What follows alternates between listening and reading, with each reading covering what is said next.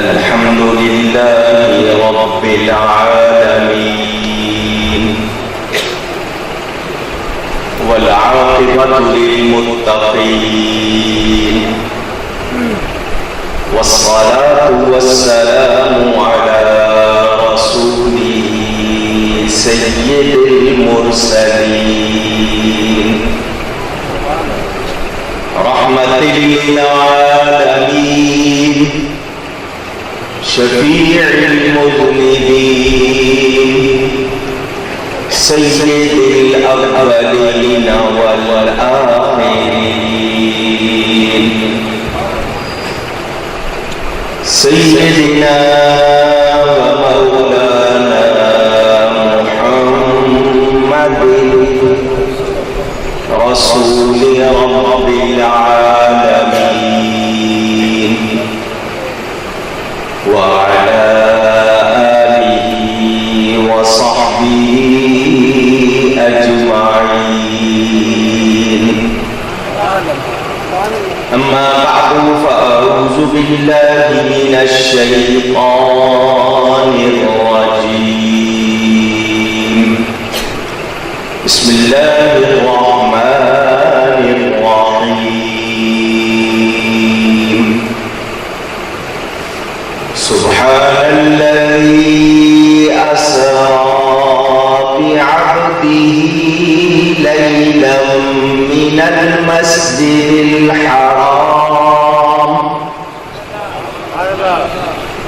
المسجد الحرام إلى المسجد الأقصى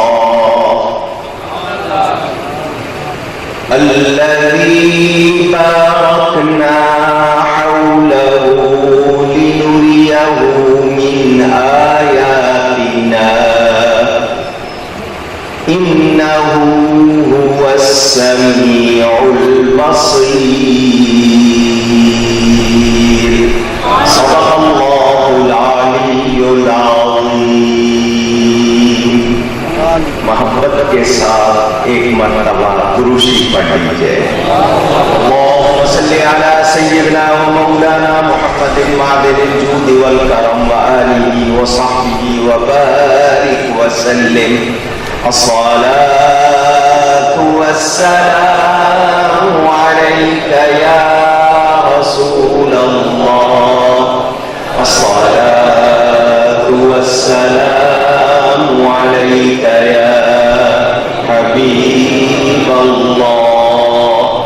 الصلاة والسلام عليك يا رحمة للعالمين وعلى آلك وأصحابك يا شفيع المذنبين.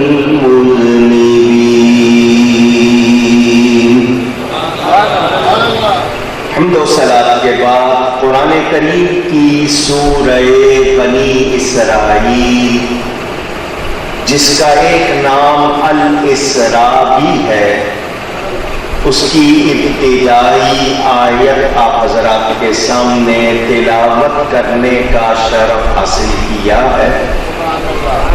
بہت مختصر سے وقت میں کچھ باتیں انشاءاللہ آپ تک پہنچاؤں گا. اللہ تعالی سے دعا ہے وہ مجھے حق بیان کرنے، ہم سب کو حق سن کر اس کو قبول کرنے، اس پر عمل کرنے اور اس پر قائم رہنے کی توفیق عطا فرمائے. آمین. مہینہ ہے رجب شریف کا، جسے اللہ تعالی کا مہینہ کہا جاتا ہے. اس مہینے میں میرے پیارے نبی پاک صلی اللہ علیہ وآلہ وسلم کو معراج ہوئی. اہل ایمان اس کی یاد میں جلسے منعقد کرتے ہیں. چونکہ ڈاکٹر طاہر رفیق صاحب کی والدہ کی وفات اسی مبارک رات میں شب معراج میں ہوئی، تو وہ ایصال ثواب کے لیے بھی اور جشن معراج کے حوالے سے بھی یہ اہتمام کرتے ہیں۔ اللہ تعالی ان کی اس کاوش میں میری آپ کی شرکت قبول فرمائے۔ توجہ، ایک ہے واقعہ معراج، ایک ہے فلسفہ معراج، اور ایک اعتراضات کے جواب ہیں۔ میں ان تینوں میں سے تھوڑا تھوڑا آپ کے سامنے رکھتا ہوں۔ سب سے پہلی بات، قرآن کی آیت کا ترجمہ سن لیں، پھر میں گفتگو بڑھاتا ہوں۔ اللہ تعالیٰ ارشاد فرماتا ہے، سبحان الذی اسری بعبدہ، پاکی ہے اس کو، پاک ہے، پاکی ہے اس کو، پاک ہے وہ ذات جس نے سیر کرائی اپنے بندے کو۔ کب؟ لیلاً، راتوں رات۔ تنوین ہے، یہ اس بات کی طرف اشارہ کہ یہ پوری رات کا واقعہ نہیں، رات کے تھوڑے سے حصے کا واقعہ ہے۔ کہاں سے کہاں تک؟ من المسجد الحرام الى المسجد الاقصی، مسجد حرام سے مسجد اقصی تک، یا مسجد اقصی کی طرف۔ کون سی مسجد اقصی؟ الذی بارکنا حولہ، وہ مسجد اقصی جس کے گردا گرد، ارد گرد ہم نے برکتیں رکھی ہیں۔ کیوں سیر کرائی؟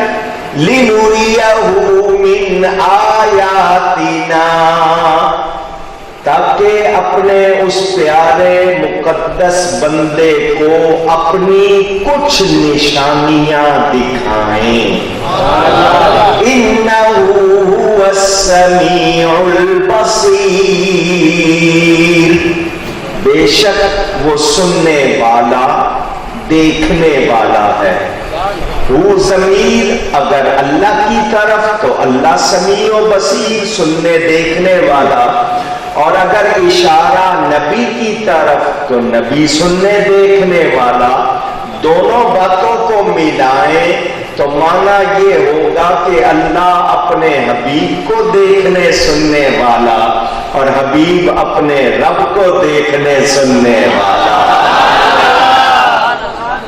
اس آیت میں پورا سفر معراج بیان ہوا ہے۔ لفظ معراج کے معنی تو سیڑھی کے ہیں، کیونکہ اس سے آپ اونچے جاتے ہیں تو عروج ملا، لیکن یہ سفر معراج میرے نبی پاک کو اللہ اتنا اونچا لے گیا، اتنا اونچا لے گیا کہ ساری کائنات نیچے ہو گئی، محبوب کے قدم اونچے ہو گئے۔ توجہ، مسجد حرام سے مسجد اقصی تک یہ سفر کا ایک حصہ، لِنُرِيَهُ مِنْ آیَاتِنَا یہ دوسرا حصہ، إِنَّهُ هُوَ السَّمِيعُ الْبَصِيرُ یہ تیسرا حصہ۔ ٹھیک ہے، میرے پاس اتنا وقت نہیں کہ پھیلا دوں، ورنہ بہت لمبی تقریر ہو جائے گی، انشاءاللہ پھر کبھی صحیح۔ حضور صلی اللہ علیہ وسلم کی 3 شانیں ہیں، معراج کے سفر کے 3 حصے، اس آیت میں تینوں کا بیان، اور نبی کی بھی 3 شانیں۔ اگر مل کے کہہ دیں تو اچھا لگے گا، نبی کی ایک نبی کی شان بشری ہے، لوگوں سے بات چیت، معاملات۔ ایک نبی کی شان نوری ہے، شان ملکی بھی کہتے ہیں جب فرشتوں سے وحی اور لین دین، اور ایک شان حقی ہے جب وہ اللہ سے خاص ان کا معاملہ ہوتا تھا۔ اس رات میں ان تینوں شانوں کا ظہور ہوا۔ مسجد حرام سے مسجد اقصی تک شان بشری کا ظہور ہے، وہاں سے آگے شان نوری کا ظہور ہے، اور کعبہ قوسین میں شان حقی کا ظہور ہے۔ اب پہلے کچھ اعتراض، ڈاکٹر صاحب سائنٹسٹ ہیں، ان کے دونوں بھائی سائنٹسٹ ہیں، میں سائنٹسٹ نہیں ہوں، مگر ہمارے یہ نوجوان کالج یونیورسٹی کے پڑھنے والے ہر چیز کی عقلی دلیل مانگتے ہیں۔ ان کو دلیل چاہیے، دلیل نہ ہو تو یہ کہتے ہیں ہم نہیں مانتے۔ اب میں ان سے دلیل مانگتا ہوں، ذرا مجھے جواب دیں، ہوا ہے یا نہیں؟ اونچی دکھاؤ، دلیل کی بات ہے، دکھاؤ۔ آپ کہو گے پتے ہل رہے ہیں، تو یہ نشانی ہے ہوا ہونے کی، ہوا دکھائی۔ سر میں درد ہے، اچھا جی بہت سر پھٹا جا رہا ہے، اچھا جی یقین ہے نا؟ جی ہے یقین کہ سر میں درد ہے۔ میں نے کہا دکھاؤ، دکھاتے ہیں، دکھا سکتے ہیں؟